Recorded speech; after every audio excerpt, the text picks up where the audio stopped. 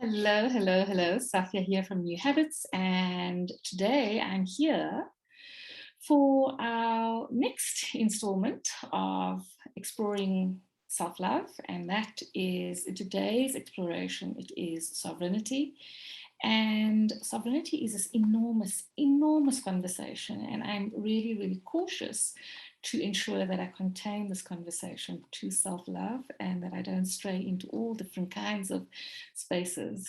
It is one of my favorite topics, and I do tend to get a bit carried away when it comes to talking about sovereignty. So the question I have for you is, what is sovereignty to you? What is sovereignty to you in general? And when I talk about sovereignty in the context of self-love, what do you think it could be? So when I think of sovereignty, I think about it as being, being in a place of being the final, the most supreme, the ultimate authority in one's life. And I think that when you talk about sovereignty in that context, that being the ultimate power in a person's life, it can feel incredibly overwhelming. Most of us have got spaces in our lives where maybe not all the places and spaces in our lives, but most of us have got places and spaces in our lives where we very, very actively, very consciously recoil from accountability. We recoil from responsibility. We recoil from the discomfort that comes with accountability and responsibility for ourselves and for making our dreams and our hopes and our aspirations come to life. And when I say, when I talk about our dreams and our hopes and aspirations, I'm not actually talking about the big picture vision at the end of 5 years kinds of thing. I'm talking about that vision that we have in this moment in time, in the relationship we have with a loved one, be it a child, be it a romantic partner, being it a relative. We have things that we desire from those, let's say, relationships, but we don't necessarily have the courage to show up in a way to make those relationships evolve in the way that is more, in line with the vision we have. So, what does power mean? What is the accountability? What does the responsibility mean for you right now in the various pockets of your life? I like the word responsibility. I like the word sovereignty a bit more than I like the word personal power, even though they are obviously interconnected. And the reason why I like sovereignty a lot more than I like the word or the concept of personal power is just this. Personal power for me is an aspect of sovereignty. And personal power is something that you exercise in the moment. Personal power is your ability to make decisions that are in alignment with your bigger picture. And you make those decisions in the moment. You practice personal power in the moment. And yes, your personal power is about your life design, but when I think about sovereignty, I really think about the way in which a state might think of sovereignty. And a state thinks of sovereignty in terms of what are the rules, what are the regulations, what are the boundaries, what are all the things that we have to have in place in order to preserve, to protect, and enhance our sovereignty. What are the measures and what are the actions we will take when there's a threat to our sovereignty? And how will we anticipate? And this for me is so important. How will we anticipate threats to sovereignty? And what do we put in place to make sure that those threats do not prevail at any given moment in time? I think that this is really, really important stuff.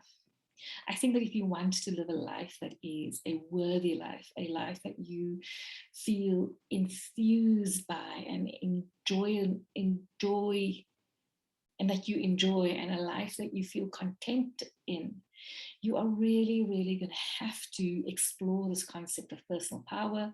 You cannot create this life that you're looking to create without stepping into a sovereign role in your life. So let me just run back a bit and let's talk about personal power, and we'll come back to sovereignty. So in my experience, in my training, personal power is really a very simple thing to understand intellectually.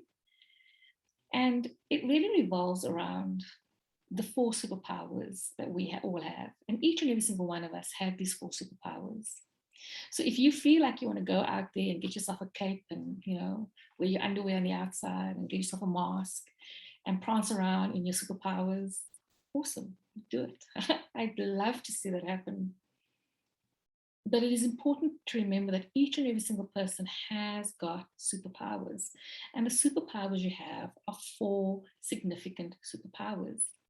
And the first of these superpowers is the power to control what you are thinking at any given moment in time. So thoughts come in and out of our minds. They're like just these little atoms of energy that just bounce around inside of our minds and happens quite spontaneously. But despite the fact that it happens very spontaneously, and despite the fact that it happens at a rate so rapid that you might not even have awareness of your thinking, the truth is that if you anticipate what it is that you want to be thinking, what it is that will be empowering for you to be thinking, you can start watching your thoughts and you become the ultimate witness of your thoughts. And you can start measuring whether or not the thoughts you are thinking are thoughts that are serving you. And when you have awareness of thoughts that are not serving you, do you have measures in place to interrupt those thoughts and to bring into your life those thoughts that you feel will be beneficial to you? If you are in a relationship of self-love, think and anticipate what thinking you need to install into your pattern of thinking, your menu of thoughts that just runs on repeat, so that you can create more and more love for yourself. I know for me, and I know in the work that I do with my clients, the thought of not enough, the thought of not ready, the thought of what are they going to say about me is just one that is constantly in the background. It's like a murmur that just doesn't go away. So it becomes really important to fact check those things, those thoughts, and to start saying, so how are these thoughts serving me? And what thoughts do I want to install instead? This is really, really, really critical. I think we underestimate how many thoughts we have in a day. There's various pieces of research, and some research will suggest that we have up to 68,000 thoughts a day. And they are just happening on repeat. And the vast majority of these thoughts are negative. And the only way, and I do mean that the only way that we can start becoming sovereign masters of our thoughts is to become deliberate witnesses to the thinking. And once we've witnessed what we don't feel serves us, we start bringing into play thoughts that we will be served by. So that's the superpower of thought. And the awareness is we have thoughts that serve us and we have thoughts that do not serve us. So right now, if you were to stop this video and you would take a moment and explore, what are the thoughts that you have that takes you away from your sovereignty? What are the thoughts that you have that does not allow you to exist in a state of self-love, exist in a state of coherence, exist in a state of self-compassion and acceptance? What are these thoughts? Have you got awareness of these thoughts? Each and every single human being on earth is troubled by thoughts that doesn't serve them.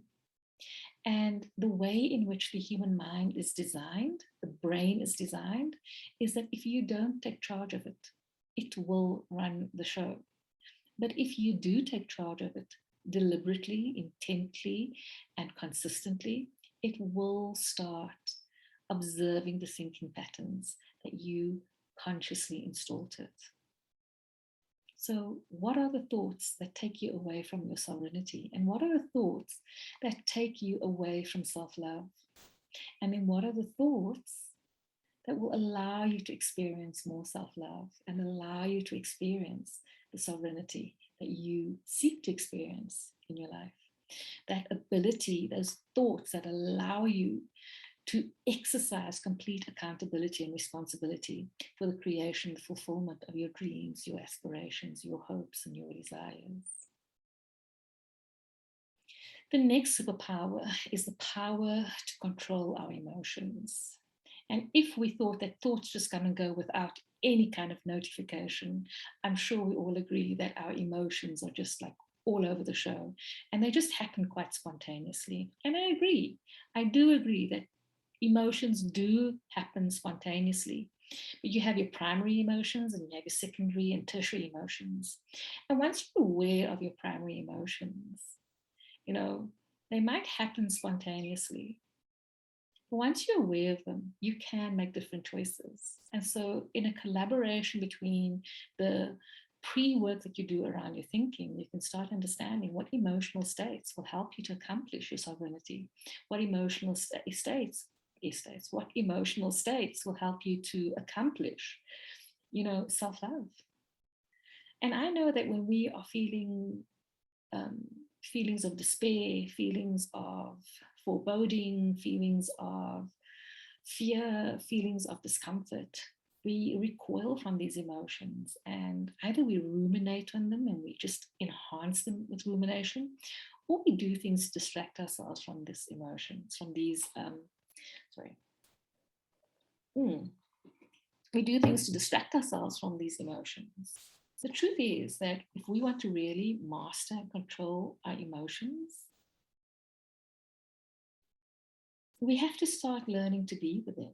We have to start learning to really and truly engage our emotions in a powerful way, in a deliberate way, and to start understanding what emotional states will give us the life that we want, and to start practicing or putting into place the practices that will allow us to experience those emotions. I think I don't want to get caught up in a conversation around emotions now, but I do think it's important to mention here now that few things, really, really few things in our lives are as important as understanding that we have power over our thoughts and our emotions. Our emotions are quite literally the energy that we rely on to get ourselves going in a particular direction. Our emotions are always driven by either our fears or our desires, our hopes and our dreams. And if we are not clear on what emotional states we need, and if we are not clear on what emotional states we are being hijacked by, then it is very, very challenging for us to actually accomplish the things that we want to accomplish. I'm going to say this again. Our emotions are our energy to move. The literal translation of the word or meaning of the word emotion is energy to move, energy to create, energy to take action. And so when we don't know where our emotions are at, it becomes really difficult and really, really challenging to know how to take action. And when our emotions are our friends, they are our most powerful collaborators. Few emotions are as powerful, for instance, as enthusiasm and curiosity. And if we know how to tap into enthusiasm and curiosity, our ability to do so many things is almost limitless. When we have the emotional grit, when we have the emotional robustness to deal with discomfort, we really and truly become completely unstoppable. And it is important, critical, crucial, vital, essential. Can't think of any more superlatives to put in here, but it is so important that we start looking for ways in which we can immediately become masterful around exercising our power, our sovereignty, our supreme power over the ways in which we think and the ways in which we feel. We can design these things for ourselves, but it does require effort and it does require practice. And it does require that we carry with us high levels of awareness of ourselves at all times, because noticing when our emotions, our powers are ebbing and flowing is so important. So the two internal powers are the powers of thought and emotion. The two external powers we have, the powers with which we engage with the external world, is how we speak, of course, and how we behave. And what is interesting for me is that the more masterful we become over our ability to control how we think and how we feel, almost the more spontaneous it is to behave and to speak in a way that is consistent with our agenda for ourselves. I have learned a long time ago that when people look at change, when people look at transformation from a place of the behavioral stuff, it isn't always sustainable. It is very often short term because it comes from a place of compliance rather than a place of complete transformation.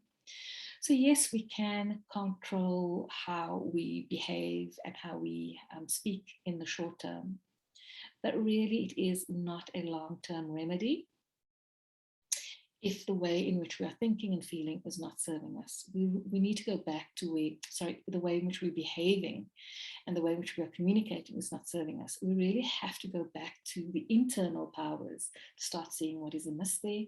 And we have to go and look at coherence and understand what is amiss there. So now that we have a sense of what our powers are, sovereignty is, what we have sovereignty over, it is very important for us to stop and to take a moment to recognize that each and every single human being on earth has the same powers. I have those powers and you have those powers. Where we very often lose the plot, especially when it comes to self-love, is that we are looking for somebody else to practice the powers in relation to us. Or we are having expectations that we can control another person's powers, that we can make people think and feel in a particular way.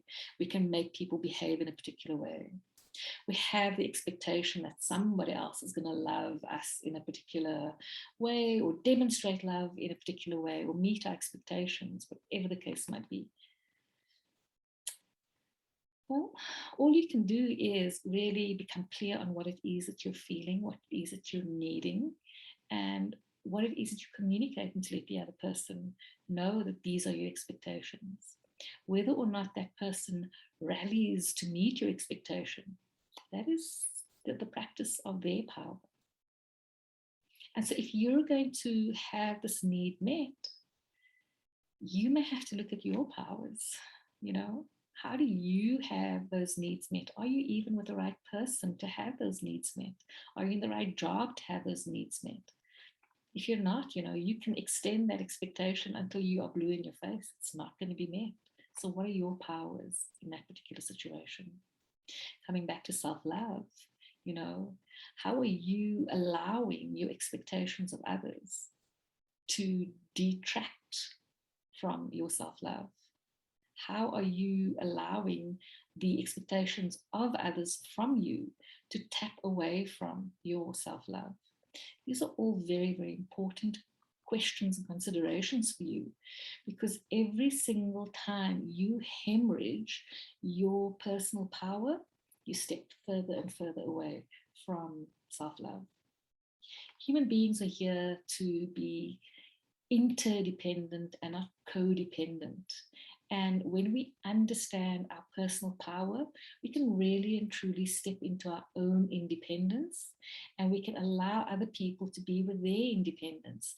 And we can start contracting and engaging with each other so that we can start extending parts of ourselves that we willingly extend to others and engage with in a way that doesn't take away from who we are at our core, and it doesn't violate our sovereignty.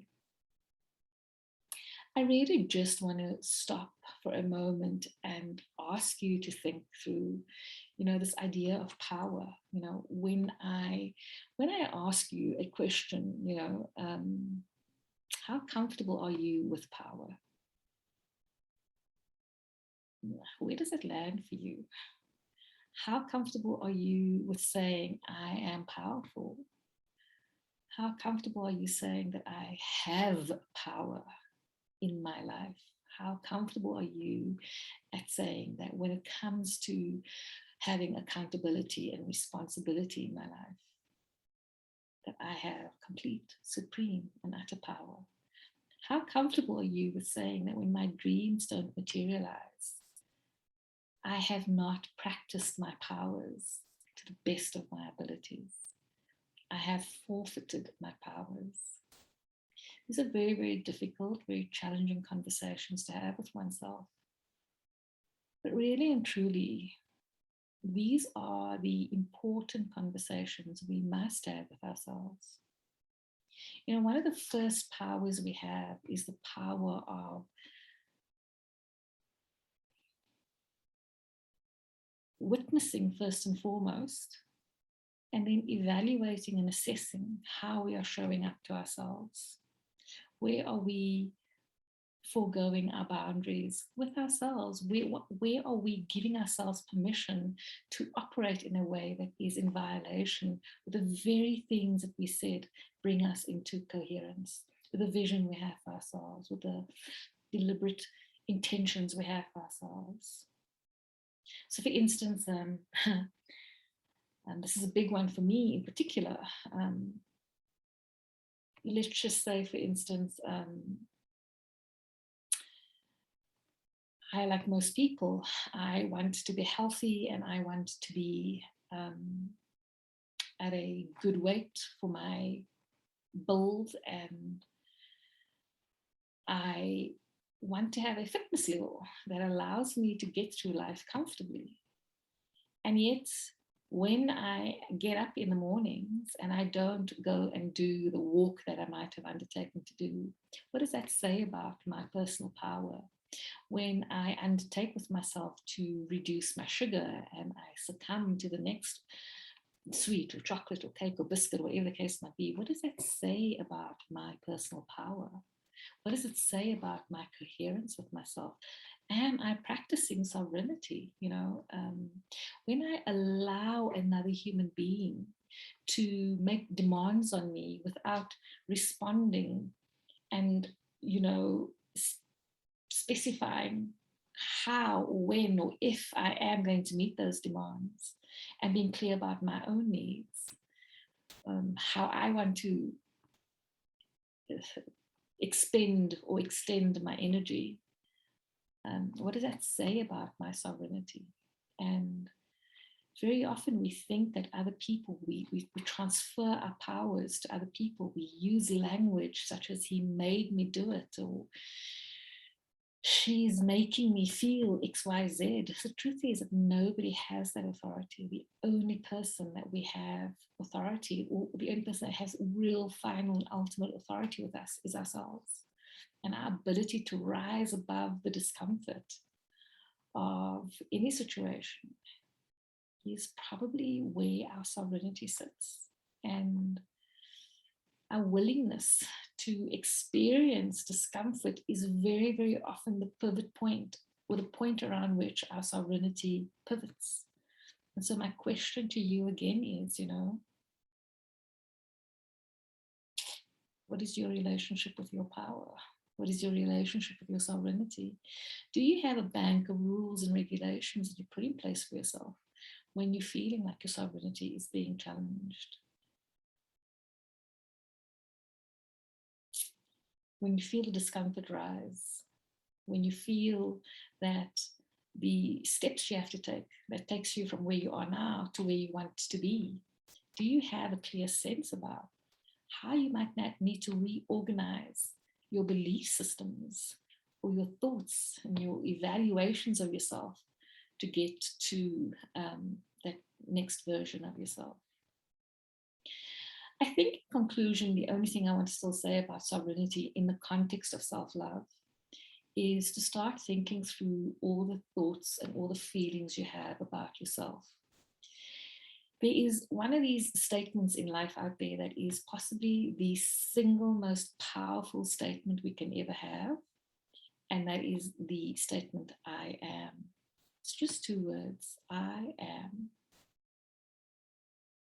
And every time we say the words, I am, what follows those 2 words really and truly becomes destiny. It reveals the beliefs we have about ourselves. It reveals the beliefs we have about our power, our sovereignty, and authority in our own lives. And when we have the ability to hear what we are saying, to hear what follows those words, "I am," we can start to understand where our sovereignty really is at. We can descend from the intellectual understanding to a very personal understanding of what sovereignty is in our lives and how we are acting it out and how we are performing our sovereignty. I think when we start hearing the narrative, and it might not come across very clearly as I am not enough, when we start hearing our excuses, when we start understanding the things, the ways in which we cast our identity through the way in which we speak, we really start hearing, we really start hearing where our sovereignty is sitting. So I really would invite you.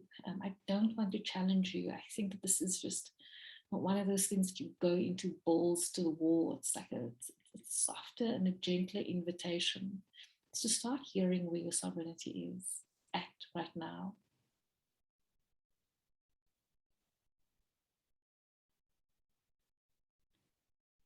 What are the things you are saying about yourself when you say I am? And what does that reflect about your thoughts, your emotions, and your behaviors? What are the excuses that accompany your I am statements? What are derivatives or variations of your I am statements? In our excuses, we very often find half truths. And in those half truths, we can start to understand how it is that we are losing our power. So I'd really like to hear your thoughts on this. I'd really like to understand, where you're seeing all of this in the self-love journey. The truth is that you can right now choose to use your 4 superpowers to step into a relationship of self-love, to step into a relationship that is so affirming, that it is so affirming of who you are in your totality. You can do this in the workplace. You can do this in your relationships. You can do this everywhere. It is really just a step away. It's a thought away. It's an emotional state away. It's a conversation away. But it all hinges on how well you understand your personal power. So if you are interested in exploring your personal power, either on this thread or wherever else, please, I'd love to be in touch, and I'd love to hear your thoughts on personal power and your thoughts on your own personal power.